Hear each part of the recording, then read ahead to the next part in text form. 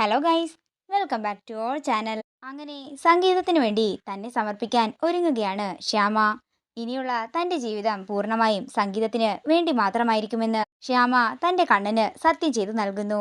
ഇത് കാണുന്ന അഖിലിനും സന്തോഷമാകുന്നു. അങ്ങനെ കൃഷ്ണതുളസിയുടെ രണ്ടാമത്തെ പാട്ട് അധികം വൈകാതെ തന്നെ അപ്ലോഡ് ചെയ്യുമെന്ന് വിവേക് ശ്യാമയോട് പറയുകയാണ്. സംഗീതത്തിന്റെ ആദ്യ പടിയെന്നോണം ശ്യാമ സംഗീതജ്ഞൻ ശശികുമാറിന്റെ ശിഷ്യയായി സംഗീതത്തെ കൂടുതൽ അറിയാൻ പോവുകയാണ്. പിന്നീട് കാണിക്കുന്നത് ആനന്ദ നിലയമാണ്. തന്റെ ഭാവി ഇനി സംഗീതമാണെന്നും അഖിൽ സാറിന്റെ ആഗ്രഹം പോലെ തന്നെ താനൊരു പ്രശസ്തയായ പാട്ടുകാരിയാകുമെന്നുമൊക്കെ ശ്യാമ ബാൽക്കണിയിൽ നിന്ന് പറയുകയാണ്. അതിനുശേഷം ശ്യാമ ബാൽക്കണിയിൽ നിന്ന് പാട്ട് പാടുകയാണ്.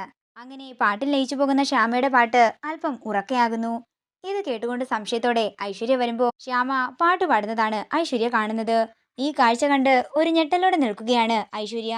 അതേസമയം ഉറക്കെ പാടുന്ന ശ്യാമയുടെ ശബ്ദം കേട്ടുകൊണ്ട് അങ്ങോട്ടേക്ക് അഖിലും വരുന്നു. ഐശ്വര്യ ശ്യാമയെ നോക്കി നിൽക്കുന്നത് കണ്ട് നെഞ്ചത്ത് കൈവച്ച് പേടിയോടെ നിൽക്കുകയാണ് അഖിൽ. പിന്നീട് കാണിക്കുന്നത് അരുന്ധതിയെയാണ്. ജഗൻ പറഞ്ഞതുപോലെ തന്നെ ചാർമിളയുമായി അരുന്ധതിയുടെ വീട്ടിലേക്ക് എത്തിയിരിക്കുകയാണ്. നിങ്ങൾ എന്തിനാ എന്നെ ഇപ്പോൾ ഇങ്ങോട്ടേക്ക് കൊണ്ടുവന്നത് എന്ന് ചാർമിള ചോദിക്കുമ്പോൾ ജഗൻ പറയുകയാണ് കാര്യങ്ങൾക്കൊക്കെ ഒരു വ്യക്തത വരുത്താൻ.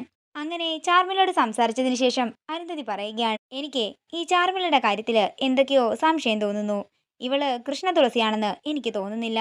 അതേസമയം ഐശ്വര്യ അരുന്ധതിയെ വിളിക്കുകയാണ്. ശ്യാമയ്ക്ക് പാട്ട് പാടാൻ അറിയാമെന്നാ തോന്നുന്നത്.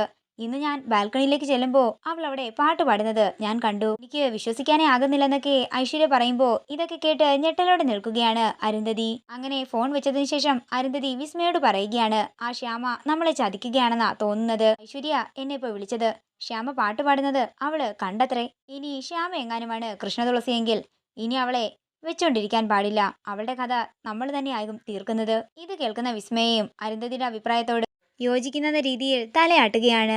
ഇതോടുകൂടി പ്രൊമോ വീഡിയോ ഇവിടെ അവസാനിക്കുകയാണ്. വീഡിയോ ഇഷ്ടമായെങ്കിൽ മറക്കാതെ ലൈക്ക് ചെയ്യുക, ഷെയർ ചെയ്യുക, കമന്റ് ചെയ്യുക. കൂടുതൽ സീരിയൽ അപ്ഡേറ്റ്സിനായി മറക്കാതെ സബ്സ്ക്രൈബ് ചെയ്യുക നയൻസ് ക്രിയേഷൻസ്.